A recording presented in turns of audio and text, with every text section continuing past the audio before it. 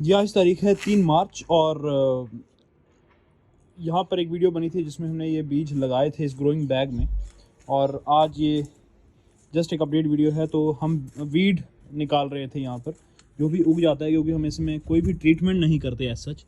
तो जो होता है नेचुरली ही होता है, और हमें बस हर वीकली या बाई वीकली बेसिस पर इसमें से जो बाकी का घास होता है, कुछ भी उगता है, क्योंकि सॉइल हमारी यहाँ की बहुत फर्टाइल है। तो जब भी बरसात होती है कुछ भी, तो इमीडिएट ग्रोथ हमें इन चीज़ों की भी देखने को मिलती है, जो हमें रिमूव करने होते हैं जड़ से, ताकि ये न्यूट्रिशन जो है वो बल्ब्स का ये ना खींचें। और ऐसा ही करने के प्रोसेस में कभी कभी हमसे गलती से कोई बल्ब भी निकल जाता है, जैसे कि आप ये देखिए।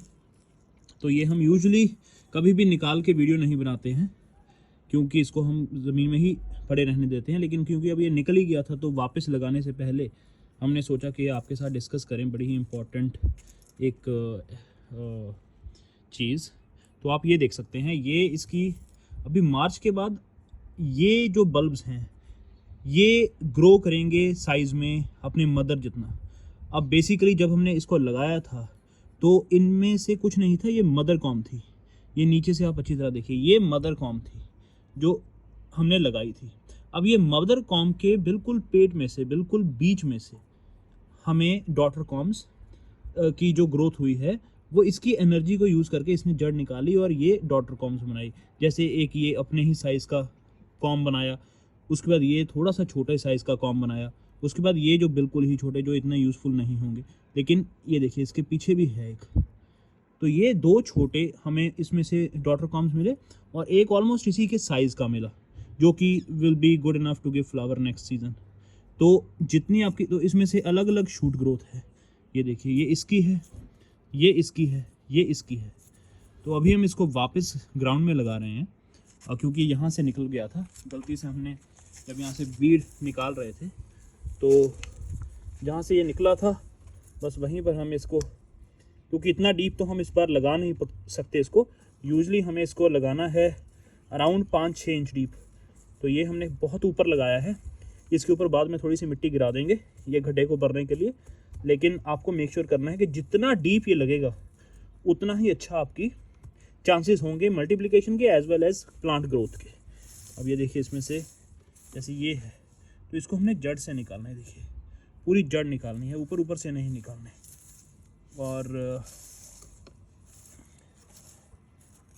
और कुछ नॉर्मल वीड अभी इसमें से हम सारा निकाल चुके हैं, तो इसमें बाकी कुछ बचा नहीं है।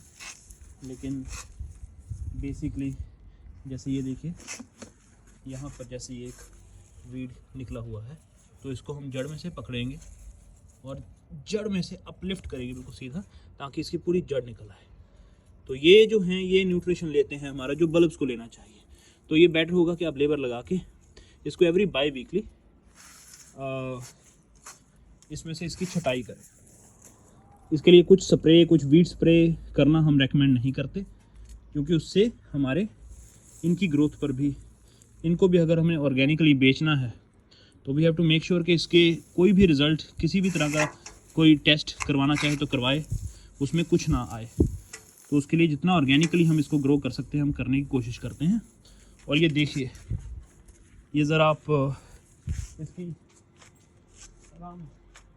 फॉलिएज की ग्रोथ देखिए, कितनी बढ़िया ग्रोथ निकल कर आई है। और ये देखिए, ये ऐसी ही ग्रोथ का टारगेट हमें हमेशा लेना होता है। हमारी ग्रोथ इतनी लंबी होनी चाहिए कि 1.5-2 फीट की ग्रोथ होने के बाद वो ज़मीन पर गिरे ग्रेविटी के साथ। वो एक अच्छी, मतलब एविडेंस है कि आपकी ग्रोथ अच्छी जा रही है। अगर ये छोटे से ऐसे पॉइंटर हैं और इतने ही हैं ये ऐसे ऊपर उठे हुए, तो दैट मीन्स आपकी ग्रोथ वैसी नहीं है। ये घूम कर ऐसे गिर जाना चाहिए, ऐसी लुक आपको मिलनी चाहिए। ऐसा खड़ा ये होगा ही नहीं, क्योंकि जितना ही ऐसे गिरा होगा दैट मीन्स उतना ही ये लंबा है, जिस वजह से ये ऐसे गिरे हुए हैं। ये देखिए कैसे। तो ये होती है एक्चुअल असली सैफरॉन की ग्रोथ। इसके ऊपर आपका बिजनेस डिपेंड करता है। जो आपने लैब में लेना है वो तो इसका परिणाम है, इसका आउटकम है।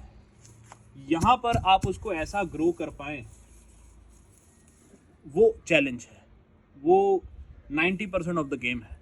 अगर वो आपने सक्सेसफुली किया है तो फ्लावर में तो ये आपको, अब लैब में तो आपको ये 2 3 4 फ्लावर जितने भी देगा, लेकिन वो फ्लावरिंग भी इसकी इसी टाइम के ऊपर डिपेंडेंट है। तो ये स्पेशली ये जो एरिया था जहाँ जहाँ हमने ये लगाया था, इसको नेचुरली छाया मिलती थी कंटिन्यूसली, इसमें कभी प्रॉपर धूप नहीं पड़ी। इवन फरवरी के कुछ दिनों में जब बारिश नहीं हुई, धूप हुई, उसमें भी इसको डायरेक्टली धूप कभी नहीं मिली, तो इसको सनबर्न बिल्कुल नहीं हुआ। तो आप भी फार्म पर सनबर्न से बचाने के लिए ग्रीन नेट का इस्तेमाल कर सकते हैं। लेकिन ये हम अपनी तरफ से भी एक टेस्टिंग कर रहे थे कि अगर बिल्कुल इसको सूरज ना मिले, नॉर्मल ऐसा रोशनी हो छायादार, तो थ्रू आउट मार्च तक अगर ऐसा पीरियड निकल जाता है इसका, तो इसकी ग्रोथ में कोई भी फॉलिएज जो है वो अभी तक ब्राउन नहीं हुई। आप देख सकते हैं कैसे ये बिल्कुल शानदार ग्रीन पड़ा है अभी तक।